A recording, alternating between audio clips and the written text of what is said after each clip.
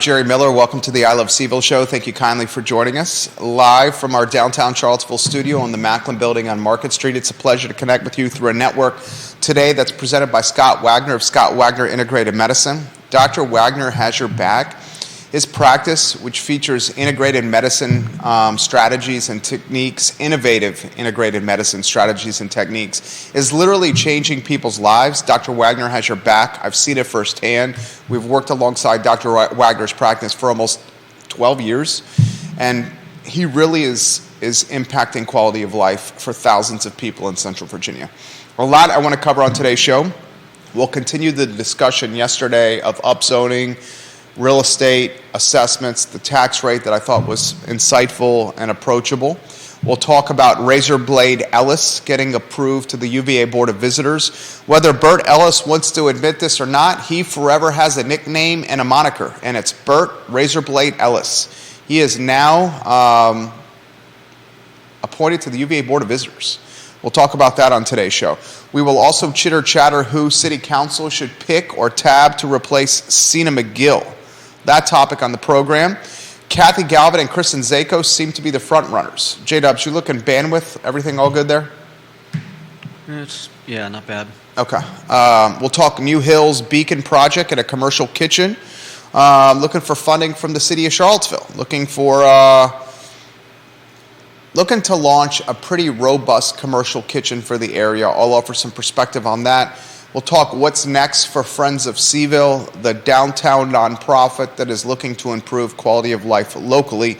A lot to cover on the program, including Virginia's victory against NC State last night, and what would you do differently if you purchased the Firefly restaurant, which is currently for sale. Friend of the program, Stu Rifkin, has that listing. Judah Wickower is the director of the show. Again, my name is Jerry Miller. Why don't we go to the two-shot and welcome J-Dubs, the alter ego of Judah Wickower. My friend, how are you? Good, how are you? Quite well. Yesterday, I thought we had a strong dialogue about upzoning and the impact upzoning could have in Charlottesville. We'll dot the I's and cross the T's. We'll take some questions. We had to finish the show in a bit of haste yesterday as our Tuesday 145 VIP client caught me a little off guard. I got that call right at 1:45. And we'll do it again. And next Tuesday. Yeah. No, today. Oh, yeah, absolutely. That's the good thing about the show is we can continue the discussion from day to day. I thought you asked some really good questions about how the added density is going to potentially impact home values and why so many folks in this community are disenchanted with this upzoning. I'd like to throw it back to you if you have any further questions on it, on upzoning. I think, look, whether we want to admit this, whether we are okay with upzoning or not, the reality is it's going to happen. Neil Williamson's going to win the bet. Keith Smith's going to shave his mustache live on air. It's going to happen in the very near future. Now we have to ask, what's the cause and effect? I've said the cause and effect of upzoning is wealthy investor speculation. I've said the cause and effect of upzoning is not affordability from a housing standpoint.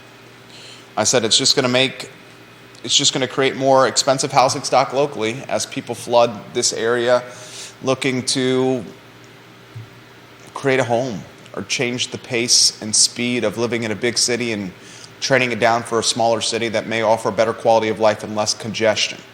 Before we head to a different topic, I want to give you an opportunity because I think you offer perspective that's valuable because you look at it differently than, say, like an insider will. And the questions that you asked opened my mind that perhaps not everyone may know what's going on. Yeah. So I'll pass it to you, and then we'll talk Razor Blade Ellis to the Board of Visitors that's got a lot of people on grounds at the University of Virginia very, very frustrated. But first, Judah, the show is yours. I mean, I guess the only question I really have is there a way to block out investors? I mean, I'm all for open markets and free markets, but obviously we're seeing a problem. You often talk about the invisible hand of capitalism, and how do we make it? I don't know. I don't know what the word is. Equitable isn't quite right, but I think that's part of it. But how do we make it so that we're not just selling our city to speculators?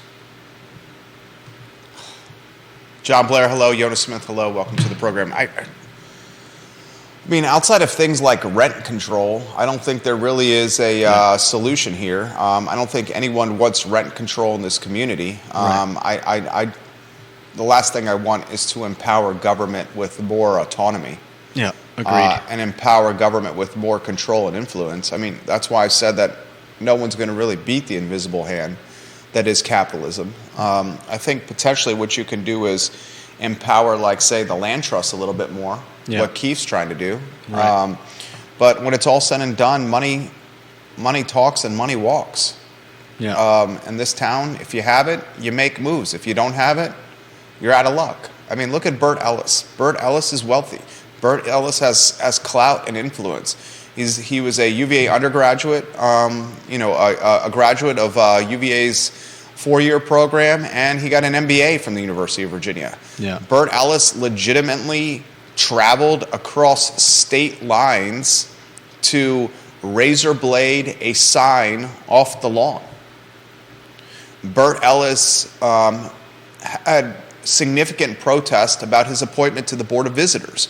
Protests from students, from faculty, from community members, from student council, from the university Democrats, from faculty senate.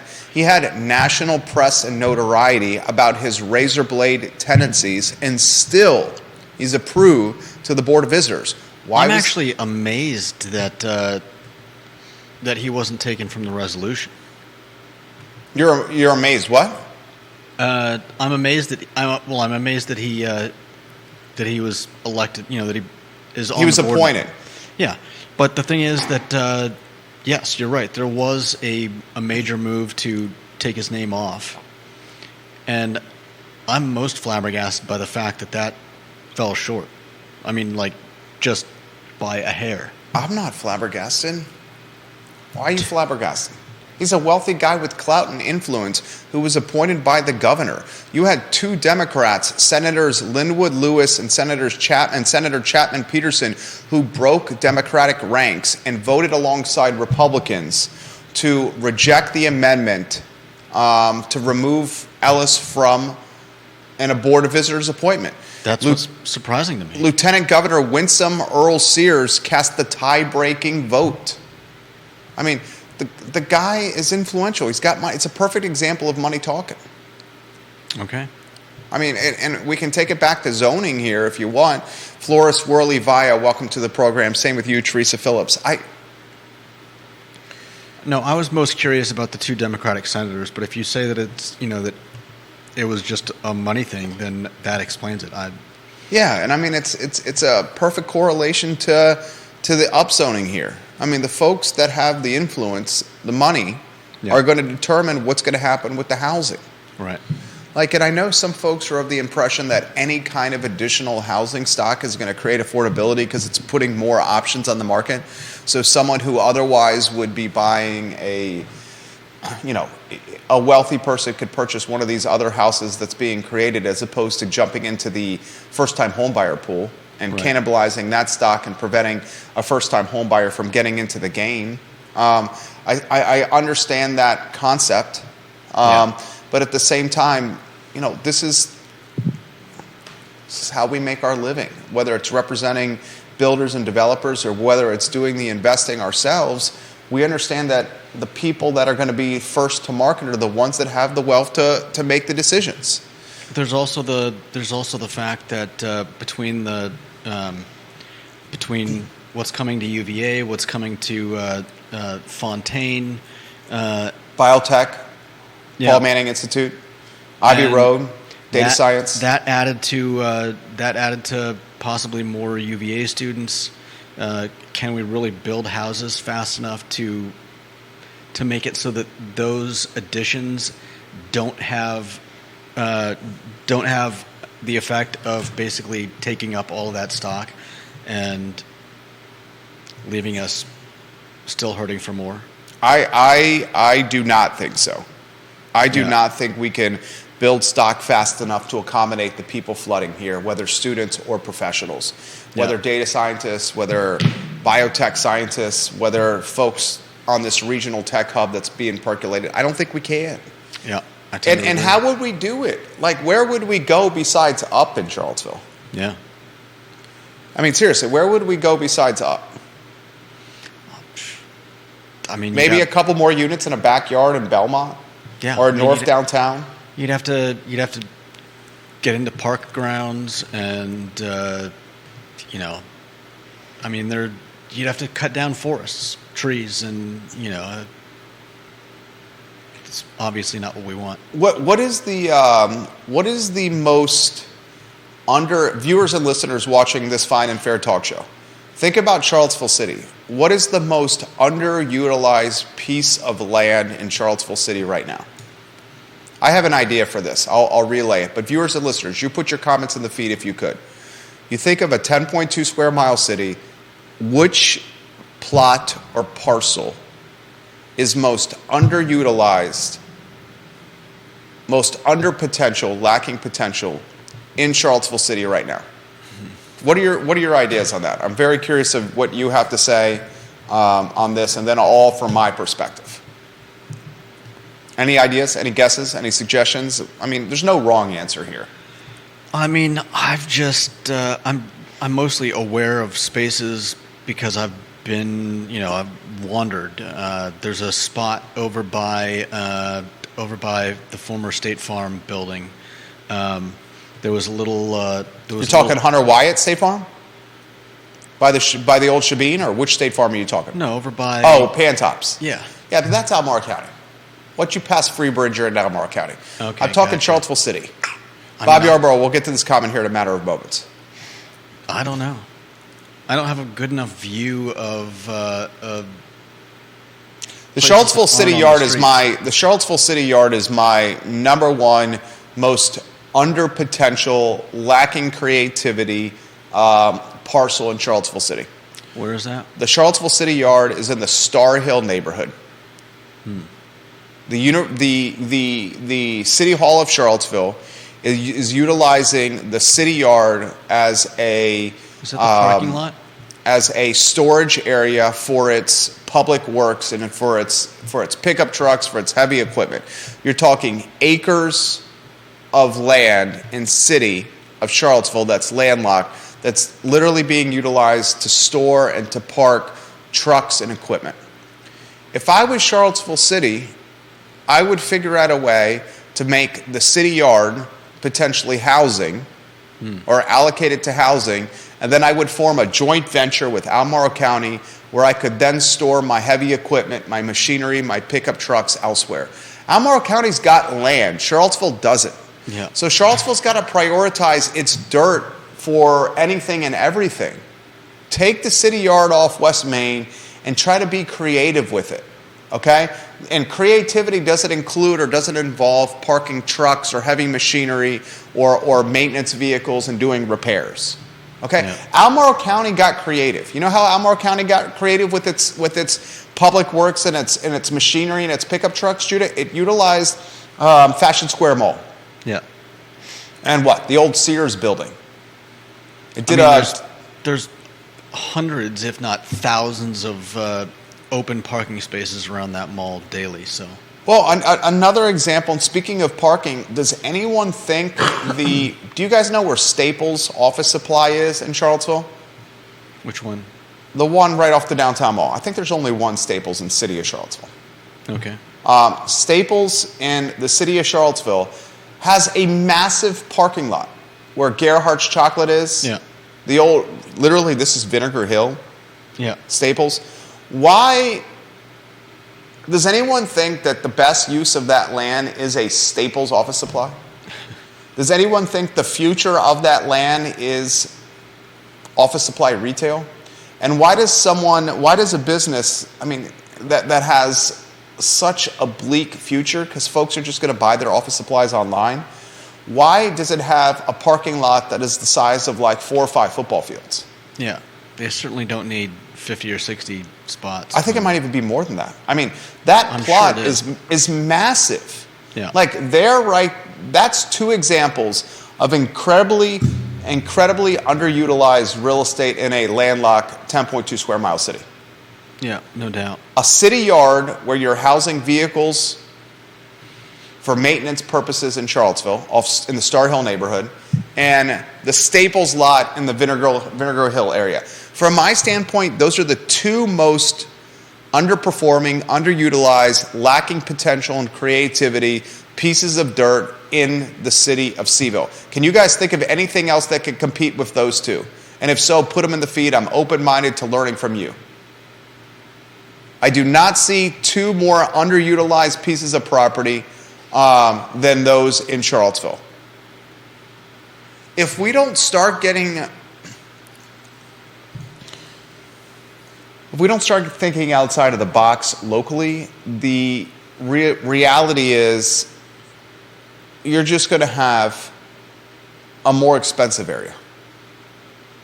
I mean, that's really, when it's all said and done, that's the reality.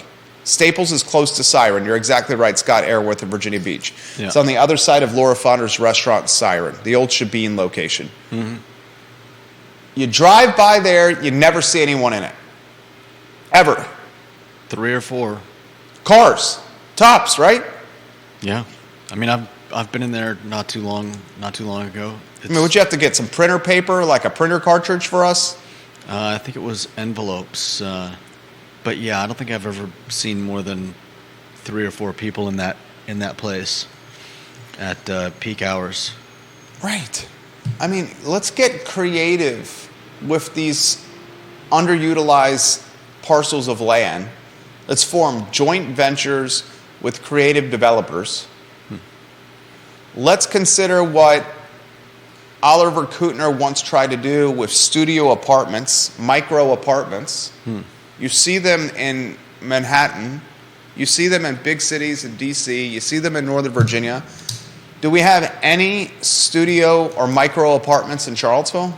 Can anyone think of a micro apartment complex in Charlottesville? I can't. Anyone? Put it in the feed if you do. I'd love to learn from you guys. I cannot think of one. If we don't get creative, and I don't think government's the creative vehicle. I think government should empower folks they trust to be creative and let them do their thing and stay out of their way. Yeah. But I mean, seriously, here's a conversation starter for a cocktail party for you. All the city of Charlottesville, what are the most underutilized pieces of property in our town? I just gave you 2 that I think are the clear-cut winners. Anyone else think of anything else that's underutilized? I mean, for so long it was the Kim's IGA grocery store on Cherry Avenue. Yeah. That just sold. I think that's going to be completely reinvented in the near future. City Yard and the Staples parking lot, the old Vinegar Hill, the most underutilized. If we don't start figuring out how to utilize every nook and cranny in our town, we're just going to continue to have affordability problems. I mean, it's as simple as that. And a perfect conversation or a perfect gateway to this is, who is council going to pick to replace Cena McGill? And why that's a perfect segue is because whoever they pick, they will be a part of this density, upzoning, budget, partnership discussion. From my standpoint, I think it's either Kathy Galvin or Kristin Szakos. Both Galvin and Szakos served on council. Mm-hmm. Both of them have the institutional memory and the know-how to come in right away and not have a steep learning curve. Yeah. And what's happening now is a strange turn of events. Replacing a counselor midterm, that's difficult, especially during budget season. Especially with McGill having, 10 months left on her term when she quit? Yeah. 11 months left on her term when she quit, when she resigned? Kathy Galvin's my pick. And I understand, look, Kathy Galvin's a friend of the show. Love having Kathy on the program. She's an architect. She's been there, she's done that. She's been on the school board. Yeah. She's been on council multiple terms. 3 terms, right? For Kathy Galvin on council, is that right? Maybe 2 terms. I would pick Kathy Galvin to replace Cena Magill. One of the things that's flying under the radar is both Szakos and Galvin have said they're not going to run for re-election. Yeah. So if Snook and Payne choose to run for re-election, we know Snook is. I would imagine Michael Payne is. This is his primary source of income, being on council. I would imagine in the back of their head, they got to be thinking, all right, at least these folks aren't going to compete against us come this election cycle. Right. So let's just, February 20th, the announcement's going to happen. I would bet it's either Szakos or Galvin that are going to get the pick. My vote would be for Galvin. Architect, experience, knows what she's doing. I think Szakos also has a lot of appeal as well because of her time on council. Let's see what Snook and Wade and Pinkston and Payne do. Yeah. You got a pick? You go Kathy on that? Yeah, mostly because I know her better than any of the other candidates. 2 terms for Galvin on council. She also ran against Sally Hudson in the 57th House of Delegates race in 2019. I think Kathy would be a fantastic pick. What do you think, viewers and listeners? Put your thoughts in the feed. I'll relay them live on air. A lot I want to cover on the program, including Bert Ellis' appointment to the Board of Visitors. You got a guy that traveled across state lines with a razor blade to razor a sign off a student's door that he disagreed with. Yeah. You had student council, faculty senate, the University Democrats, hundreds of students and faculty, community members protesting Ellis's appointment to the Board of Visitors. None of that mattered. Apparently not. None of that mattered. Now Ellis is on the Board of Visitors, and he will determine or help shape, along with his peers, the future of the University of Virginia. And the future of the University of Virginia, whether we want to admit this or not, there's a lot to shape. Highest enrollment in the history of the university, class of 2027, highest applicant pool, largest applicant pool, largest amount of numbers.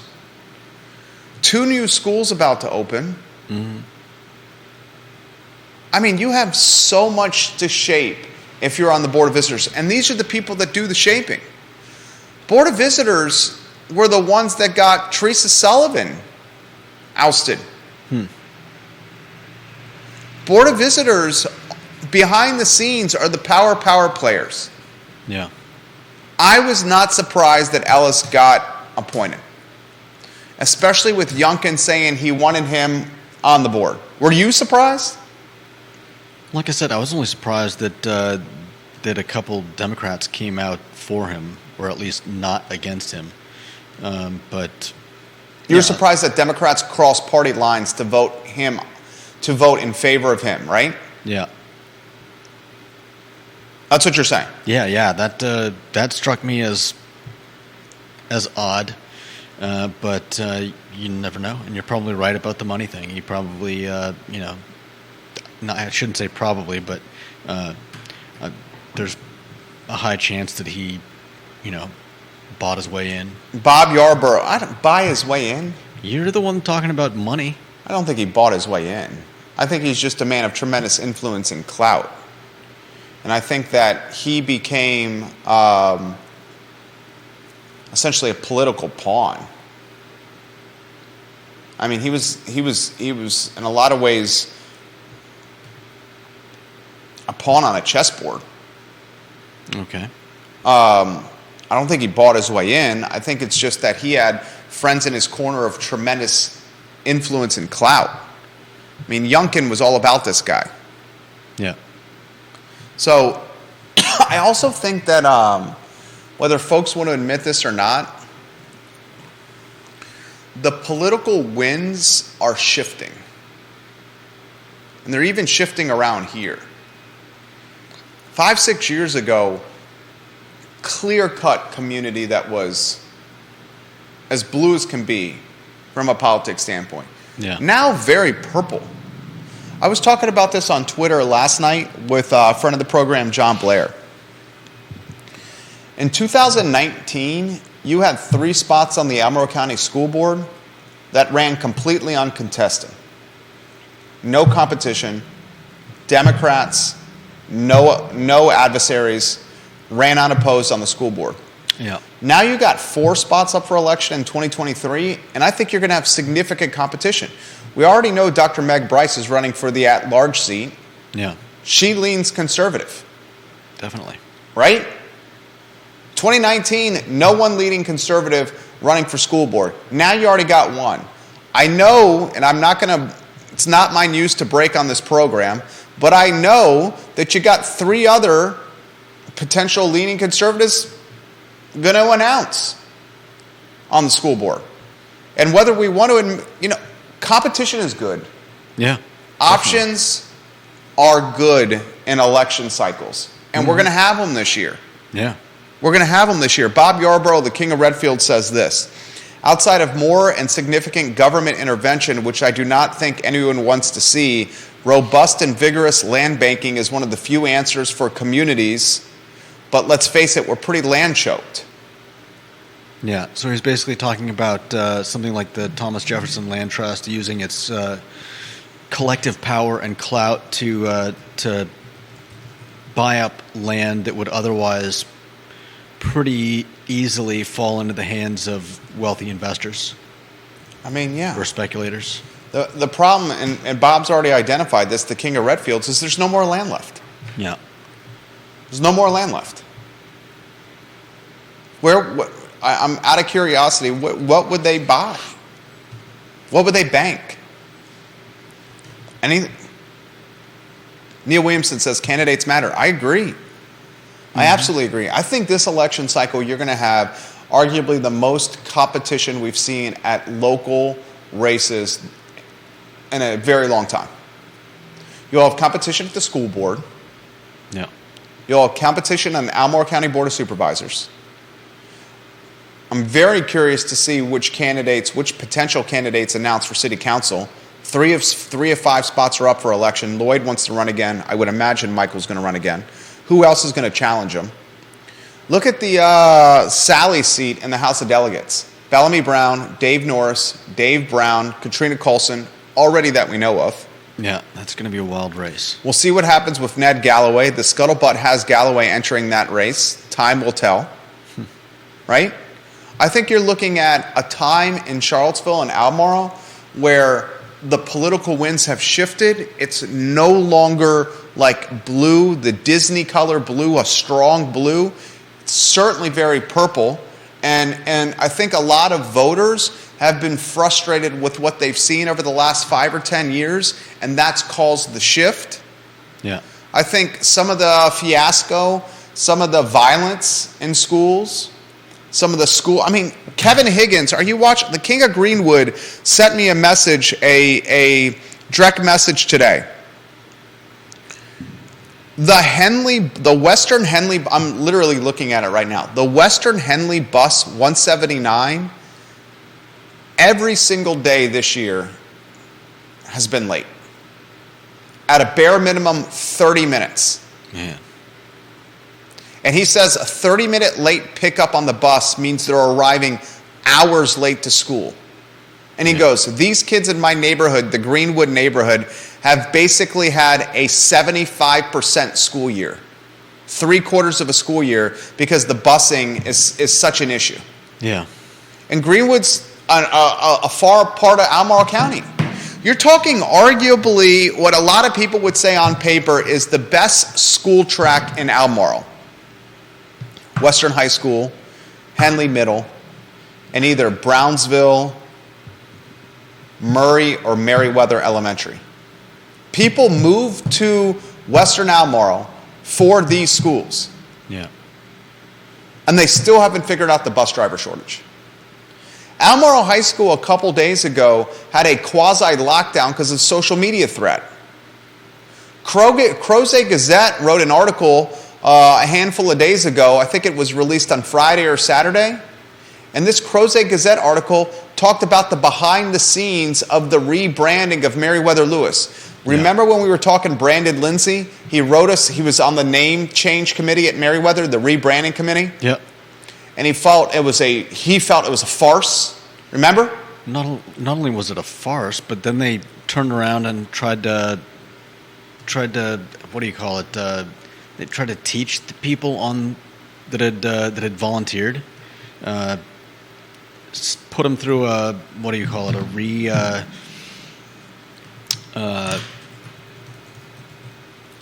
A training seminar through video.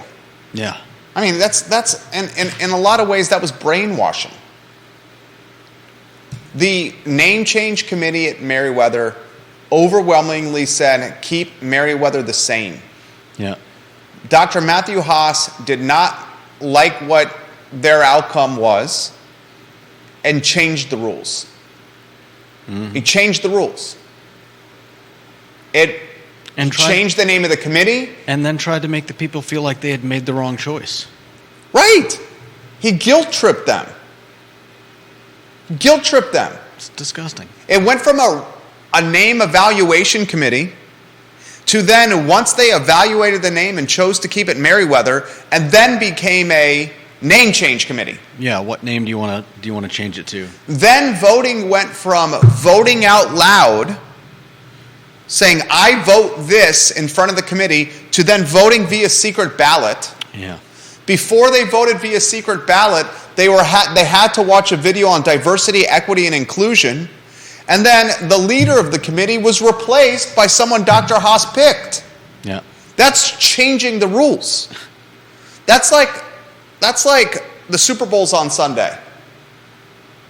That's like the Eagles jump out to a 21-0 halftime lead, and Roger Goodell and the National Football League say, we want to maintain viewers for the second half, and right now it's a blowout. Let's give the Chiefs 21 points so it's tied entering the third quarter. That's what Haas did. Do you understand that? That's what Haas did here.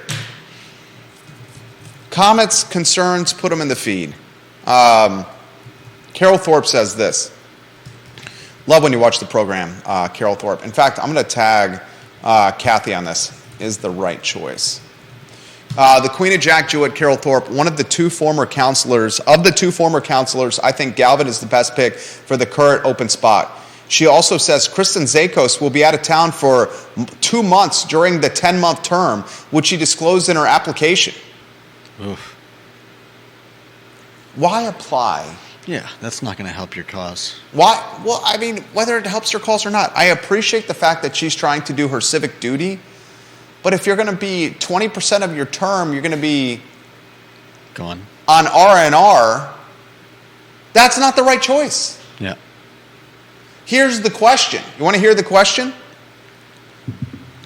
Do Snook, Wade, Pinkston, and Payne have the courage to ignore Charlottesville Twitter?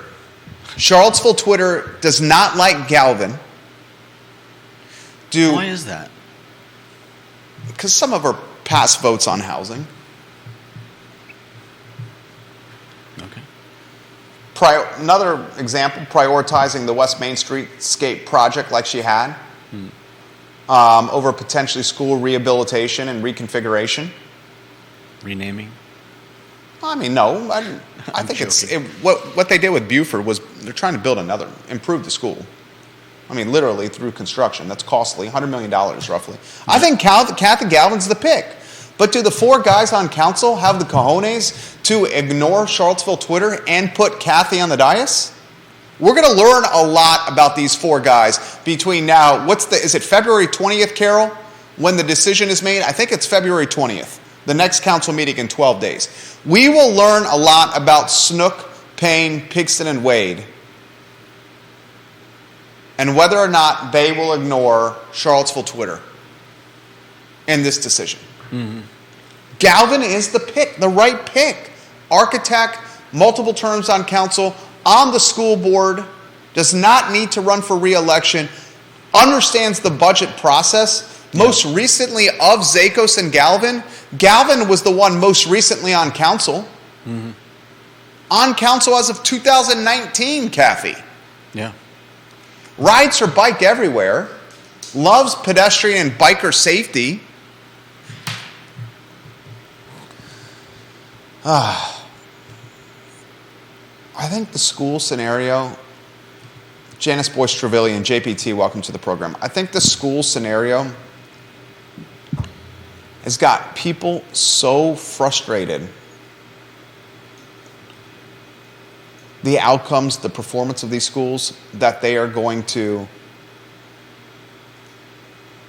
come to the polls and vote. And I think the political winds have shifted.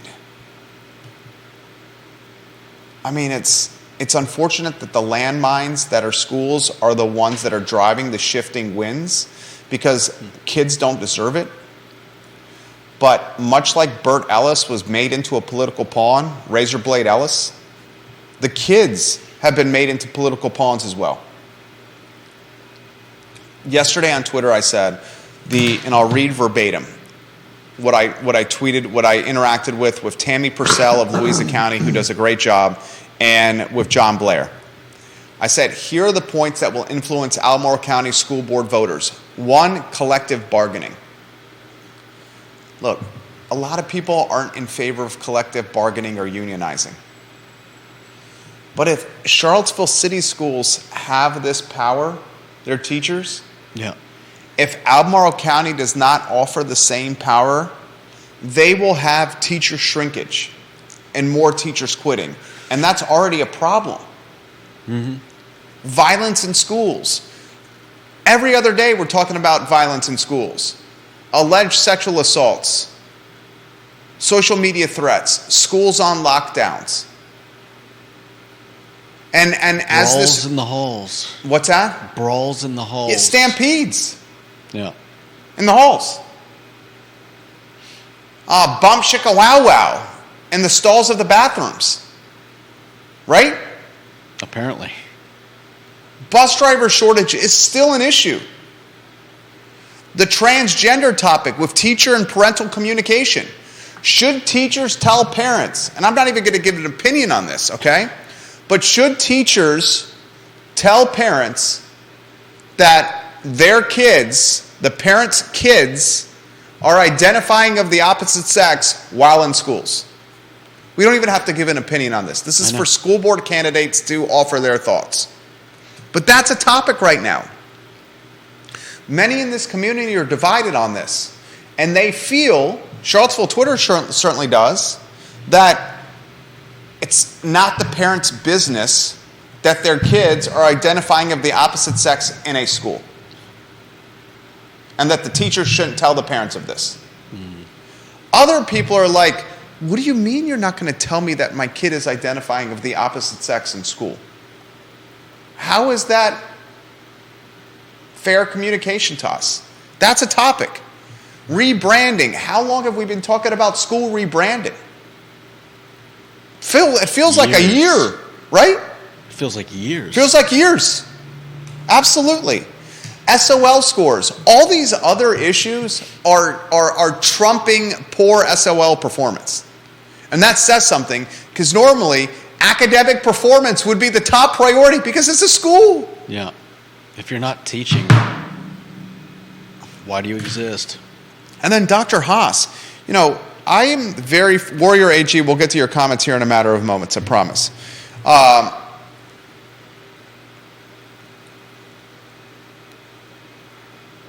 I'm hesitant to call out Judah, someone that lives in this community, that's working in a school environment. But I do not, in my heart of hearts, believe that Dr. Haas is doing a great job. I do not believe that Dr. Haas currently is the right guy to be the superintendent of the school. I watched him hire third-party consultants to handle poor performance of black and brown students with SOL scores. I watched him manipulate a rebranding committee. Read the Crozet Gazette article if you want some more insight on that.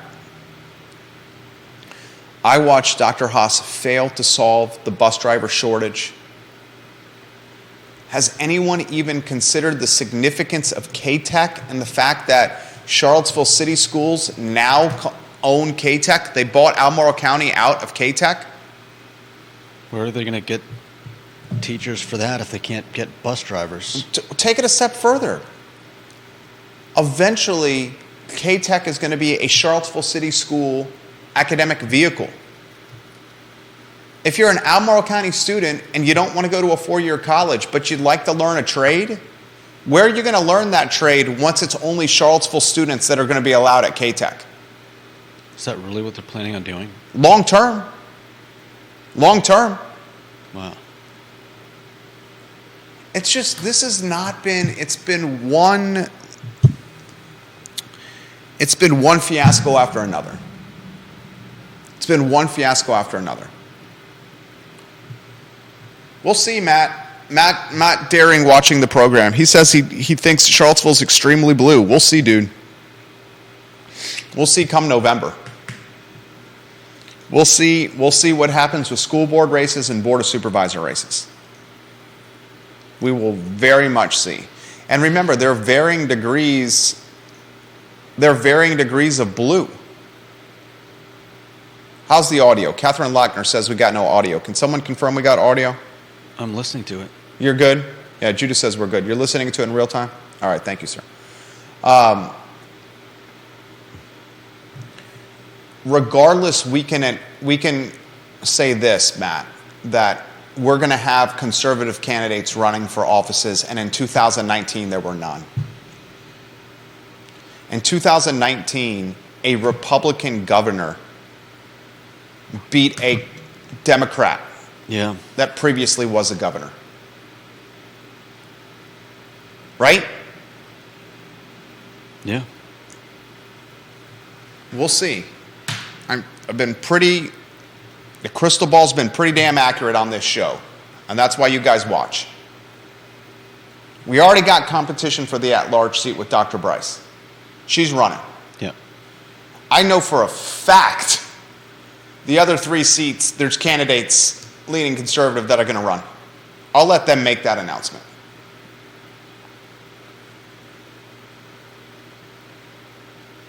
I know for a fact that you're going to see candidates conservative running for board of supervisors. I'll let them make that announcement. It's going to happen soon. Let's see how the winds blow.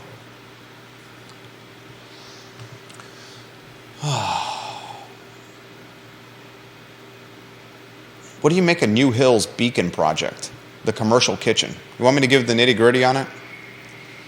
Yeah, I think it sounds like a great idea. It's a commercial kitchen, open to the public. The Beacon project is a fully equipped, shared-use kitchen. The goal is to expand economic opportunities in Charlottesville for the food economy within the black community. CEO and co-founder of New Hill, Yolanda Harrell, is looking for funding from state grants, fundraising, and Charlottesville City support. This Beacon project is going to cost $2.3 million. This shared kitchen could be a place where 70 businesses can utilize the shared kitchen to launch their concepts. Yeah, I think it's awesome. You like it? I think it's great. Yeah, I mean we've had some amazing guests from Angelique to Sean to Angelique Hawkins. Yeah, Sean. Sean Jenkins. Yeah, from Soul Food Joint. Good call. Yeah. To guests, more guests than I can count on the Erpies today y mañana, bakers and chefs and Here's a very pointed question for you. A lot of them have started businesses in their own kitchens, and I know that has to be somewhat challenging.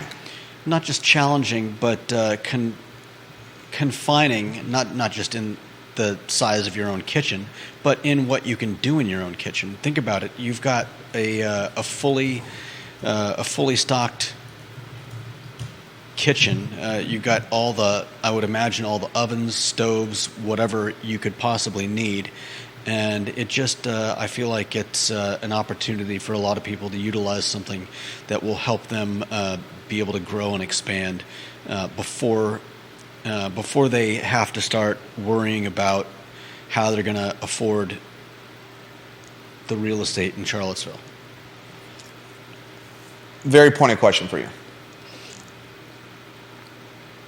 What do we have too much of in this town? We have too much of restaurants. We're saturated with restaurants, are we not? Sure. Should the city fund essentially an incubator and use taxpayer dollars to create more restaurants and set up entrepreneurs and aspiring entrepreneurs to potentially compete in the most crowded landscape in the city? Realtors and restaurants, R&R, the two most crowded and competitive businesses in this area, realtors and restaurants. Should we take taxpayer dollars to create an incubator, essentially what this is, an incubator for aspiring entrepreneurs to launch a business in the most crowded field possible? I want you guys to think about that. Or should the city dollars be utilized to create an incubator that is geared toward a field that is way less crowded? Why not utilize the city funds to create an incubator that empowers aspiring entrepreneurs of color in coding, app development, technology, data science, biotech, these emerging fields? I mean, I'll ask you that question.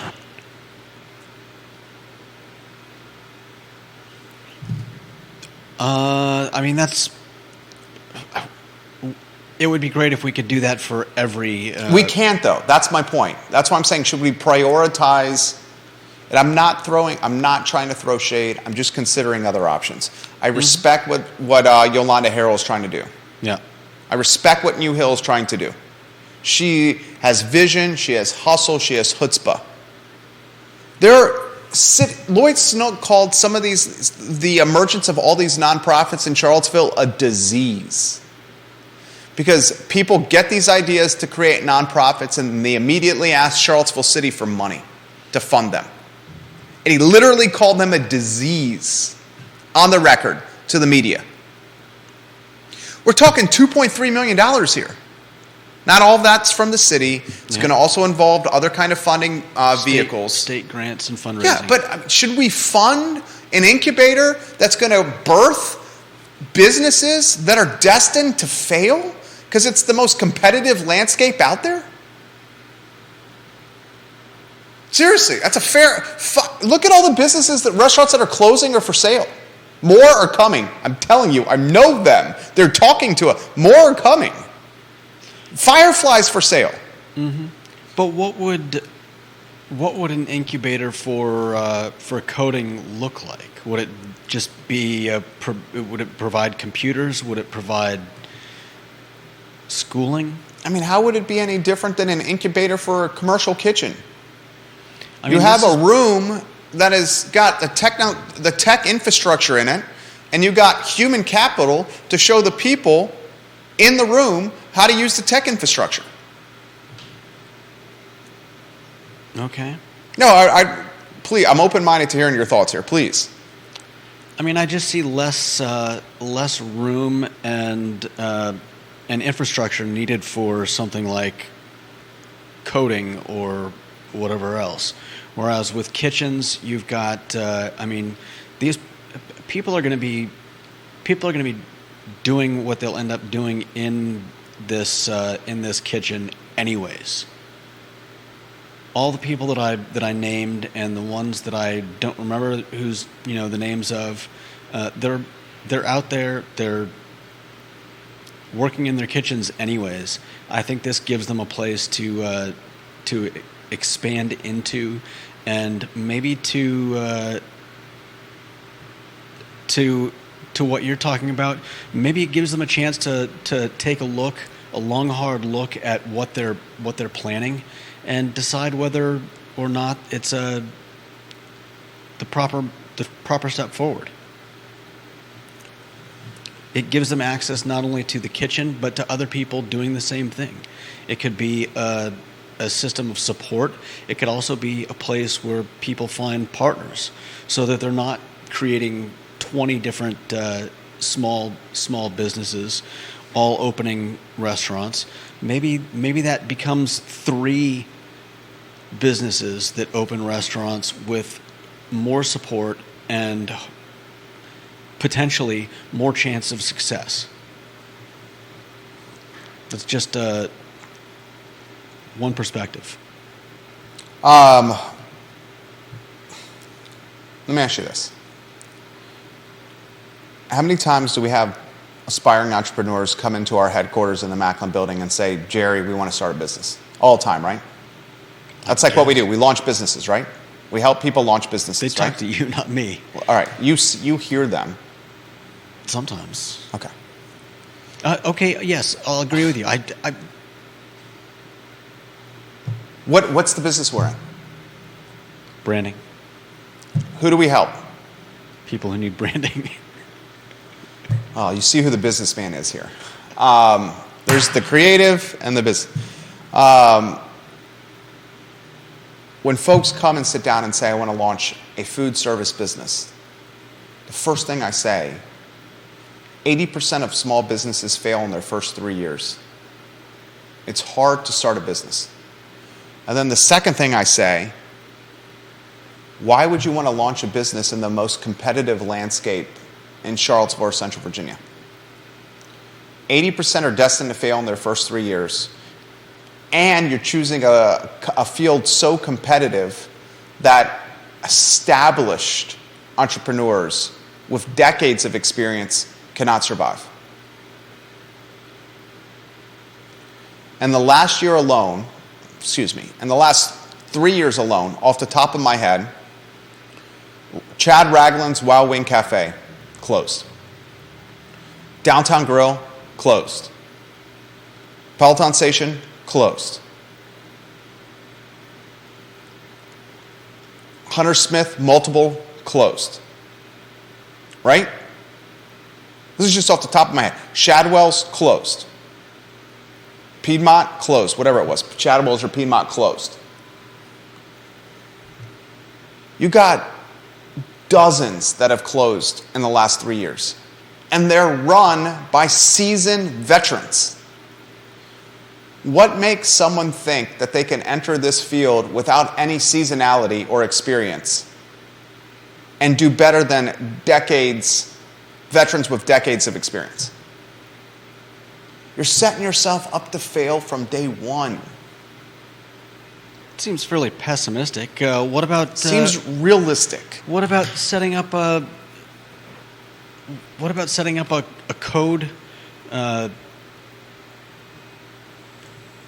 type thing that you're talking about? How is that? How many people do you see opening up those types of businesses around here? You're saying there's not many? I'm saying there's not That's many. my point. Yeah, Why wouldn't you launch a business where there's not that much competition? 15 years ago, I launched an advertising agency. Okay. Why did I launch an advertising agency 15 years ago? Okay. Because there wasn't that much competition in this line of work. So, to that point, why would you open a large business to help people that aren't trying to get into that type of business? If nobody is trying to start businesses in the area of coding or whatever you want to call it, then why have an incubator for the few people that do? Because that's how they figure out the field and whether or not they want to get into it. So you create something that is only going to be at a quarter capacity because nobody is trying to get into that business? Should the city fund an incubator? I mean, should a city fund an incubator that's going to birth more restaurants?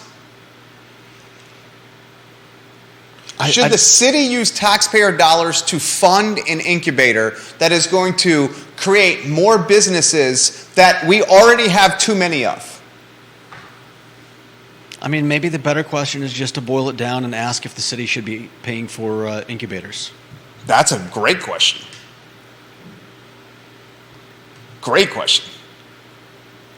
Should we say, city, we're funding nonprofits at a clip that these nonprofits are not sustainable? If the only way nonprofits can stay alive is through funding from a city, should those nonprofits be alive from the get-go? It's a good question. If the only way a business can keep its doors open is by getting PPP money, COVID relief money, loans from banks, is that really a business? It's a good question. I mean, if you can't raise the money on your own through private fundraising, or you can't get the customers on your own by hustling them in the free market, do you really have something of merit? That's fair. I don't think any of this money is going to start those companies, but still a good question. The city is legitimately going to fund an incubator for aspiring entrepreneurs to launch food service businesses at a time when food service businesses cannot get labor to staff the business, at a time when cost of goods are extremely volatile, and at a time where the most competitive space of business in Central Virginia is restaurants.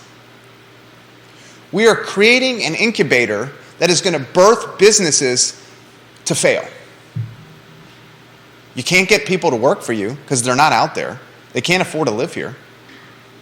Cost of goods have made menu prices so extremely and outrageously high, customers are like, I'm not going to pay $19 for a cheeseburger.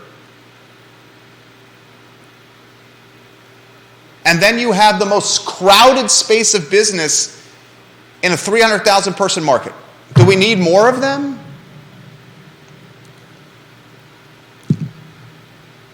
Utilize tax dollars to create an incubator that births businesses in a field that's not competitive. Not in the field that's the most competitive out there. Do you think the restaurants that are established right now want to see the city utilizing their tax dollars from the meals taxes to create more competition for them? Kristin Grimes, thank you. She says, I agree, Jerry. Kelly Postel Jackson, who owns 17 restaurants, says, I agree, Jerry. We're using taxpayer dollars to create an incubator to get more competition for the businesses that are already struggling to stay alive. Is Charlottesville City doing well by your business? By creating more competition for your business? Exactly, Kelly. Single unit locations cannot stay open. They will struggle. Let's take taxpayer dollars to build hope. Unrealistic hope for aspiring entrepreneurs.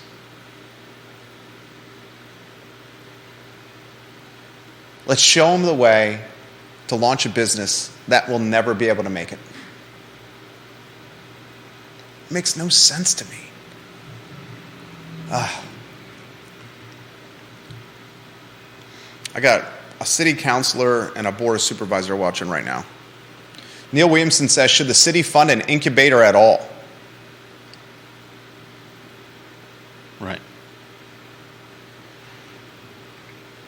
great question. A great question. If the city's going to fund an incubator, at least fund an incubator tied to an area that's not saturated. I think the city, especially a city with our history, has the responsibility to fund incubators that's going to empower aspiring black and brown entrepreneurs to have success long term and not just a flash in a pan hope. Am I missing something here? Am I? I don't know. Oof. Would you be pissed off? Would you be irritated if you were a businessman or a businesswoman and you own restaurants in Charlottesville, and through your hard work and the meals tax, you're funding the jurisdiction so that jurisdiction can use a portion of your meals tax revenue to create more competition for you? It's a hypothetical I can't answer. If you own Zocalo Restaurant, who's about to celebrate its 20-year anniversary, 20 years on the downtown mall, Zocalo Restaurant. Friend of the program, Ivan Rekash, owns that business. He bust his ASS to stay open. And his hard work, the meals tax, is going to Charlottesville to keep the jurisdiction running.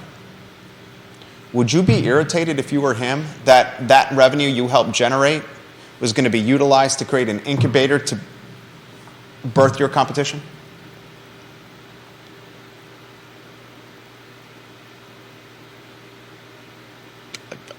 You're asking hypotheticals that I can't answer. This isn't a hypothetical. This is actually happening. This is happening right now. It's not a hypothetical. This is real life. Right. Literally happening right now. Well, then let's call Ivan. I see him every day. I know the answer. Okay. I'm asking you. Well, and by every day, Ivan, what do we see each other? Twice a week? 3 times a week? Excuse me. I want to be accurate with what I'm saying here. Just common sense here. If you have a business in Charlottesville and you're struggling to stay alive because you got no labor and your cost of goods are out of control and customers are getting irritated with high dollar menu items, would you be upset that the city is creating an incubator to get more competition for what you're doing? Sure. Of course you would. This is common sense. Of course you would be pissed off. Of course you would. I'll try it a different way. If the city of Charlottesville created an incubator to create more realtors in the community, a realtor incubator. City Hall created an incubator to birth more realtors. What would the reaction from the realtor community be? Outrage. Okay. Outrage. The only difference between the realtors and the restaurants is the realtors are more organized. They have lobbyists and they have an association. They're more organized. That's the only difference, right? I mean, don't you agree? Sure. I mean, what do you think? We're a little bit out of my bailiwick. But you have common sense, though. This is common sense. You're very passionate about this subject. I've been asking you a question. This is common sense, right? Okay. Ask the question again. If you're a business owner in the area and the city created more competition for your specific business, how would you respond? I would be angry. Of course you would. That's literally what's happening right now. Right? Sure. Oh, man. All right. Topics for tomorrow's show we'll talk about. If you want to hang tight right there, that'd be good. Because we're doing a live show right now. Yeah, just hang tight right there. I'll be right with you. I want to talk Friends of CVille tomorrow, the nonprofit, and what we can expect from them. And the Firefly restaurant is for sale right now. What would you do with Firefly to make it better?